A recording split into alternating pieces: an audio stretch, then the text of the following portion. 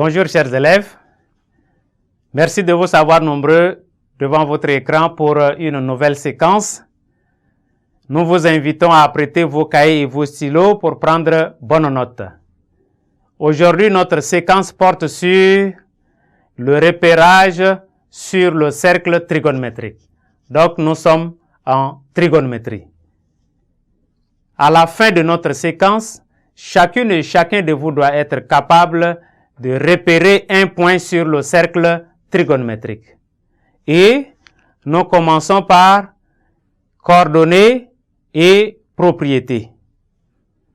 Donc, nous commençons avec la définition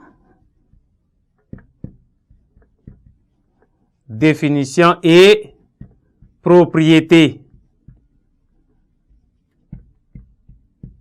Définition et propriété. Nous notons, en prenant ce cercle, dans le repère où le centre de notre cercle coïncide avec le centre de notre repère. Ici, nous avions un cercle C, de centre O qui est l'origine, et nous avions le vecteur I de base, le vecteur J. Et nous plaçons un point M où le vecteur I et OM dessinent un angle alpha.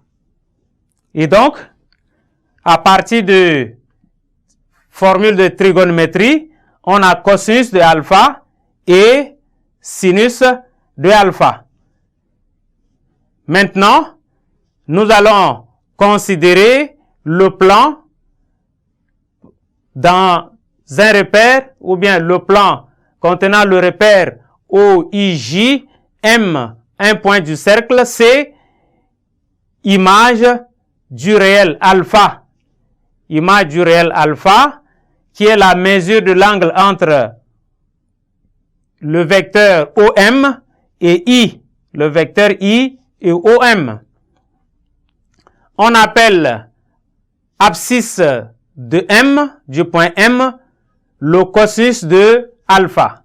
Donc, c'est ça l'abscisse du point M. Le cosinus de alpha, que je souligne ici en rouge, c'est l'abscisse du point M. Le sinus de alpha, noté sin de alpha, qui est l'ordonnée du point M.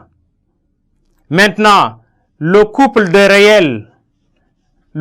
réels, cos alpha, sinus alpha,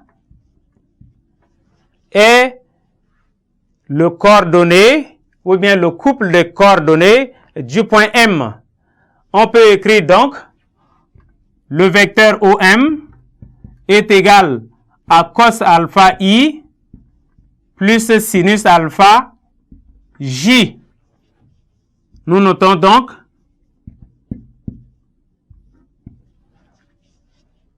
pour tout réel X et pour tout entier naturel K, on a pour tout réel X et pour tout entier K,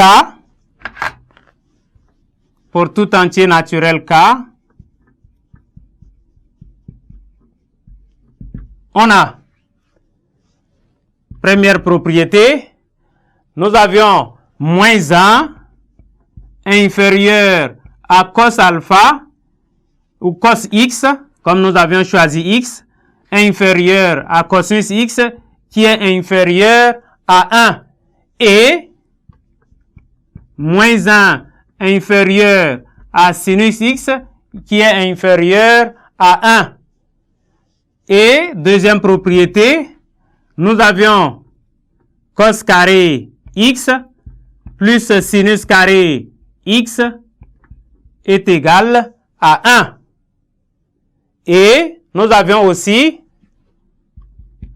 en dernière propriété, nous avions cosinus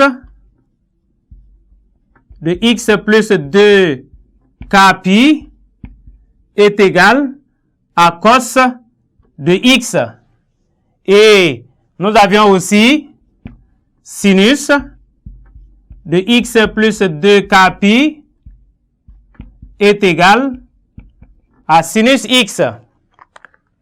Donc ici, vous conviendrez avec moi, par rapport au cercle trigonométrique, le cercle est de rayon 1, et donc, si nous partons dans ce sens, on a 1, et pour l'axe de sinus, on a 1. Quand nous partons de l'autre sens, sens opposé, on a moins 1, et dans ce sens aussi, nous avions moins 1.